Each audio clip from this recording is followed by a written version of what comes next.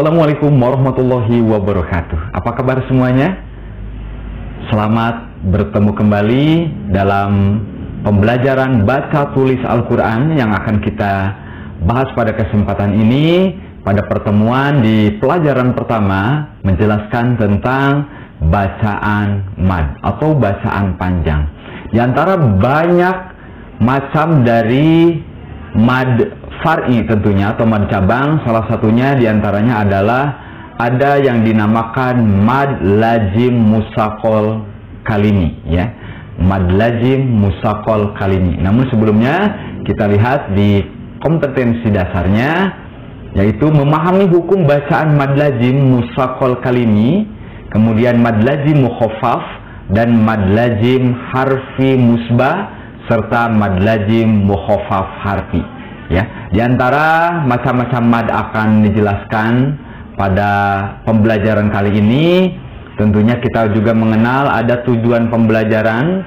Untuk yang pertama, siswa mampu menjelaskan hukum bacaan mad lazim musaqal kalimi, kemudian mad lazim mukhaffaf, mad lazim harfi musbah dan mad lazim mukhaffaf harfi dengan benar. Kemudian tujuan pembelajaran berikutnya, siswa mampu mempraktikkan hukum bacaan mad lazim musaqal kalimi, mad lazim mukhaffaf, mad lazim harfi musbah dan mad lazim mukhaffaf harfi dengan benar. Jadi pertama tujuannya adalah siswa mampu menjelaskan, kemudian yang kedua siswa mampu mempraktikkan. Jadi bukan hanya bisa memahami, tapi juga tentunya mempraktikkan dalam pembacaan Al-Quran yang akan kita baca nanti. Karena memang bacaan Al-Quran tentunya harus menggunakan kaidah, metode, ilmu tajwid dengan benar. Baiklah, untuk lebih lanjut kita bahas yang pertama yang akan kita jelaskan, yaitu di bagian A, yaitu mad lazim musaqal kalimi, ya. Mad lazim musaqal kalimi, ya, diantaranya mad itu mempunyai arti panjang, lazim itu pasti, musaqal diberatkan, kalimi yaitu kalimat. Jadi mad lazim musaqal kalimi adalah mad tabi'i yang bertemu dengan huruf yang bertasydid. Sedangkan panjang bacaannya yaitu 6 harokat, ya, diingat. Panjang bacaannya itu 6 harokat. Untuk memudahkan, tentunya kita harus memahami mad lazim musaqal kalimi itu lebih mengutamakan ada di kalimat, ya, karena nanti kita akan dikenalkan dengan yang harfi atau yang tentunya berbeda dengan kalimat. Kalau kalimat adalah satu bagian dari kalimat atau kata, kalau harfi lebih ke huruf, ya, lebih ke huruf. Jadi bacaan panjang ini bagian dari mad cabang atau mad far'i, ya. Perhatikan sekali lagi, mad lazim musaqal kalimi lebih menitik beratkan kepada kalimat, ya, lebih menitik beratkan kepada kalimat. Untuk lebih memahami bacaan mad lazim musaqal kalimi, kita beri contoh, karena dengan contoh akan lebih memahami penjelasan mengenai mad lazim musaqal kalimi.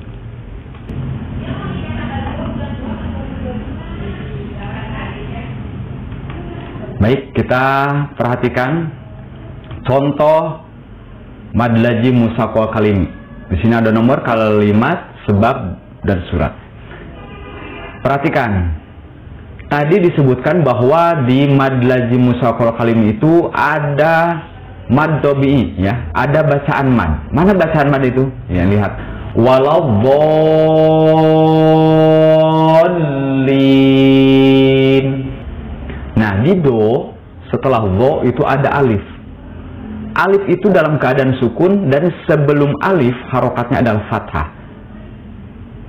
Kita mengetahui bahwa disebut mad tabi'i jika ada 3 alasan. Pertama, alif sukun sebelumnya fathah, kemudian ada iya sukun sebelumnya kasroh, dan juga ada waw sukun sebelumnya domah. Itu dinamakan mad asli atau mad tabi'i. Dan jika ada mad ini terjadi, kebetulan di sini alasannya adalah ada alif sukun sebelumnya fathah, kemudian diikutin dengan huruf yang bertasdid. Nah, lihat. Setelah dho, alif, dho, itu mad tabi'i, kemudian diikutin huruf lam yang bertasdid. Dholin.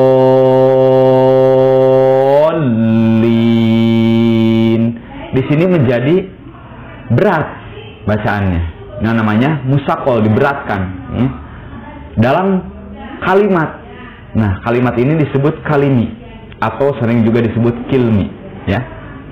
Dalam satu kalimat ya. Jadi sekali lagi, jika ada mad tabi'i diikutin dengan huruf yang bertasdid, maka di situ adalah mad lazim musakol kalimi atau kilmi. Contoh sekali lagi bacaannya, dengarkan.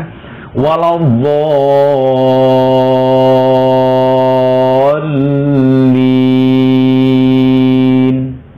Ya, itu terdapat di surat Al-Fatihah ayat ke-7. Bisa dibuka, dilihat, karena ini sering kita baca, sering kita dengar, ya, sangat familiar sekali. Di akhir surat Al-Fatihah, dho, kemudian ikutin huruf yang bertasdid. Dod. Dibacanya 6 harokat. Contoh ke yang kedua ya. Ja'atis soh, maka dibacanya harus panjang dan diberatkan. Soh ya. Soh.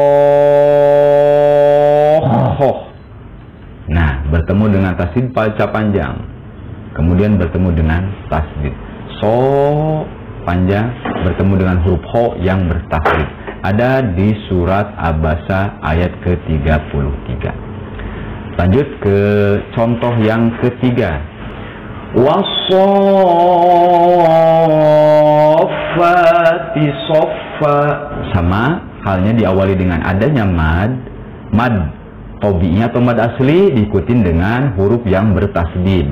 Ya, di atas fa lihat huruf yang bertasdid, maka dibacanya panjang sampai 6 harokat, kemudian ditasdid.